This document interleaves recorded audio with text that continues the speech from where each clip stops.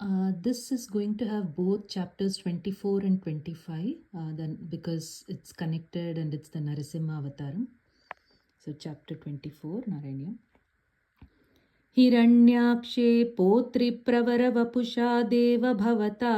हते शोकक्रोधग्लपितधृतिरेतस्य सहजः हिरण्यप्रारम्भकशिपुरमरारातिसदसि प्रतिज्ञामातेने तव किल वधार्तं मधुरिपो विधातारं घोरं स खलु तपसि त्वा न चिरतः पुरसाक्षात् कुर्वन् सुरनरमृगाद्यैरनिधनं वरं लब्ध्वा दृप्तो जगदिह भवनायकमिदं परीक्षुन्दत् निन्दात् अहरत दिवं त्वाम् अगणयन् निहन्तुं त्वां भूयस्तव पदम् अवाप्तस्य च रिपोः बहिर्दृष्टेरन्तर्ददितहृदये सूक्ष्मवपुषा नदन्नुच्चैस्तत्राप्यखिलभुवनान्ते च मृगयन् भिया यातं मत्वा सकलु जितकाशी निववृते ततोऽस्य प्रह्लादसमजनिसुतो गर्भवसतौ मुनेर्वीणापाणेः अधिगतभवद्भक्तिमहिमा स वै जात्या दैत्यशिशुरपि समेत्य त्वयि रतिं गतस्त्वद्भक्तानां वरद परमोदाहरणतां सुरारीणां हास्यं तव चरणदास्यं निजसुते स दृष्ट्वा दुष्टात्मा गुरुभिरशिशिक्ष चिरममुं गुरुप्रोक्तच्चासौ इदमिदम् अभद्राय दृढमिति अपाकुर्वन् सर्वं तव चरणभक्त्यैव ववृधे अधीतेषु श्रेष्ठं किमिति परिपृष्टेऽथ तनये भवद्भक्तिं वर्याम् अभगदति पर्याकुलधृतिः गुरुभ्यो रोषित्वा सहजमतिरस्येत्यभिविदन् वधोपायानस्मिन् व्यतनुत भवत् पादशरणे सशूलैराविद्ध सुबहुमतितो दिग्गजगणैः महासर्पै दृष्टोऽपि अनशनगराहारविधुतः गिरीन्द्रावक्षिप्तोऽप्यहः परमात्मन्नयि विभो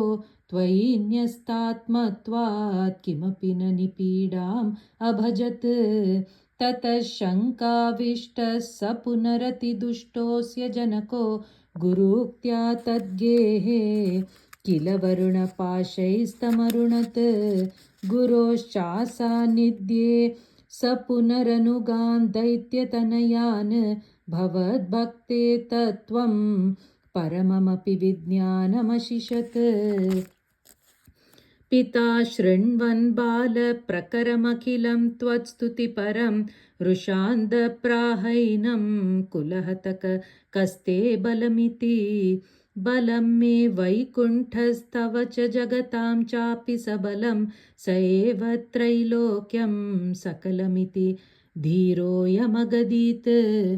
अरे क्वासौ सकलजगदात्मा हरिरिति प्रभिन्ते स्म स्तम्भं चलितकरवालो दितिसुतः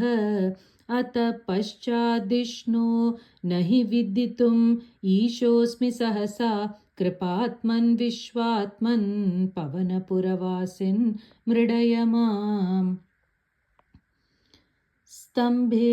घट्टयतो हिरण्यकशिपो कर्णौ समाचूर्णयन् आघूर्णजगदण्डकुण्डकुहरो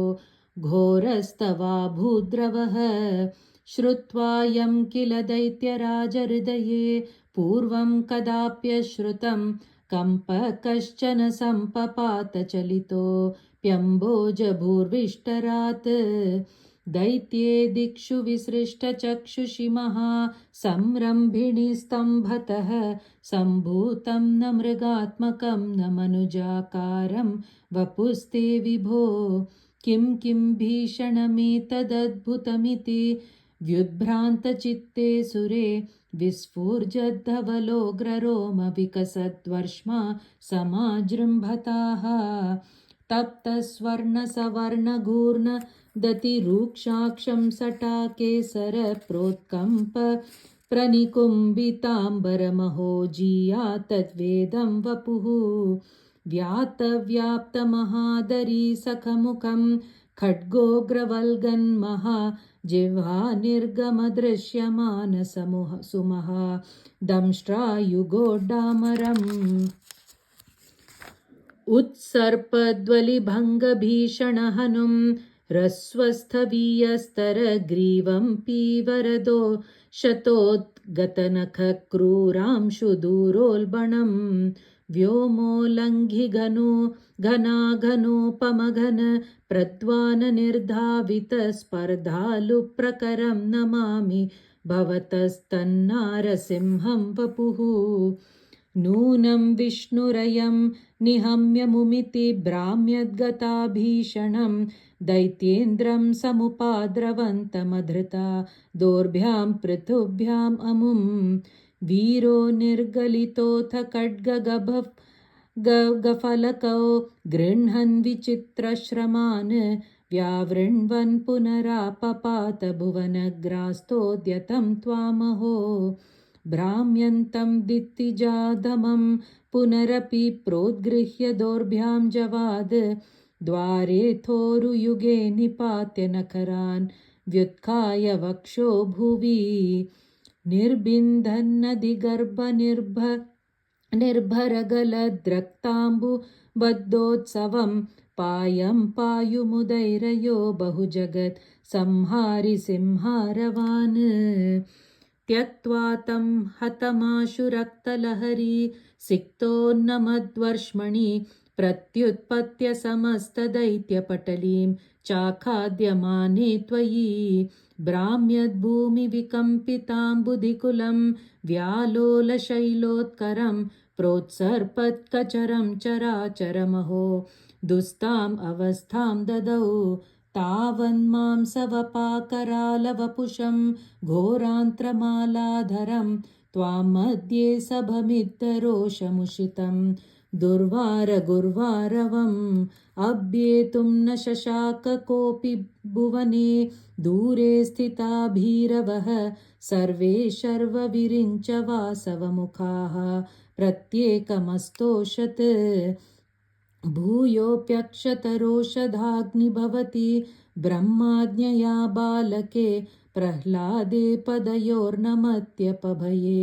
कारुण्यभाराकुलः शान्तस्त्वं करमस्य मूर्ध्निसमधाः स्तोत्रैरथोद्गायतस्तस्या कामधियोऽपि ते नितवरं लोकाय चानुग्रहम् एवं नाटितरौद्रचेष्टितविभो श्रीतापनीयाभिध श्रुत्यन्तस्फुटगीतसर्वमहिमन्यत्यन्तशुद्धाकृते तत्तादृङ्निखिलोत्तरं पुनरहो कस्त्वां परो लङ्घयेत् प्रह्लादप्रिय हे मरुत्पुरपते सर्वामयात् पाहि माम् प्रह्लादप्रिय हे मरुत्पुरपते सर्वामयात् पाहि माम् प्रह्लादप्रिय हे मरुत्पुरपते सर्वामयात् पाहि माम् नारायण अखिलगुरो भगवन् नमस्ते।